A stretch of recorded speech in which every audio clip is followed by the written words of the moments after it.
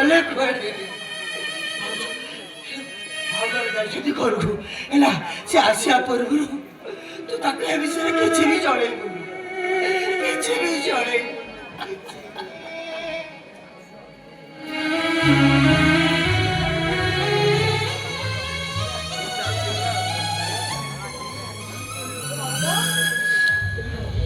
ତମ ସାର୍ଟ ଏମିତି ଚିରି ଯାଇଛି।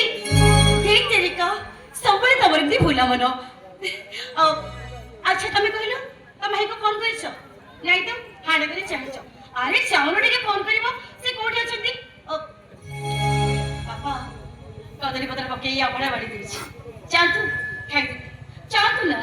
ହଁ ହଁ ମୁଁ ଖାଇବି, ମୁଁ ନିଶ୍ଚୟ ଅଭଡ଼ା ଖାଇବି, ପେଟ ପୁରେଇ ଖାଇବି, ମନ ଭରି ଖାଇବି।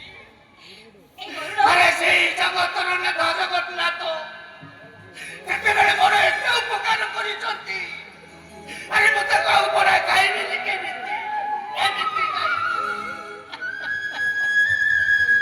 ଆପଣ ଟିକେ କାନ୍ଦୁଛନ୍ତି, ମତେ ଭଲ ଲାଗୁନି। ଓହୋ କୋଉଠି ଅଛନ୍ତି ସେ ଆସିବେ। ଏ କଣ ଦେଖୁଛ ନା ବାପା କେମିତି ହଉଛନ୍ତି।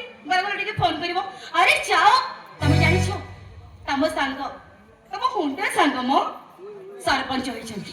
ଏତେ ଭାଷଣ ମାରୁଥିବେ, ନୂଆ କରି ଭାଷଣ ଶିଖିଛନ୍ତି, ଆଉ ଭାଷଣ ମାରୁଥିବେ, ତାଙ୍କ ଭାଷଣ ବନ୍ଦ ହବନି।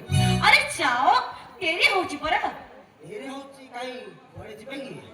ମନ୍ଦିର ଯିବି, ଜଗନ୍ନାଥ ମନ୍ଦିର। ଆଉ ଚକା ଉପରେ ତୁଳସୀ ଚଢାଇବି। ନାଇଁ ରେ ମା, ତୁ ସେମିତି ଭୁଲ କରନା। କୋଉଟା ଭୁଲ ବାପା?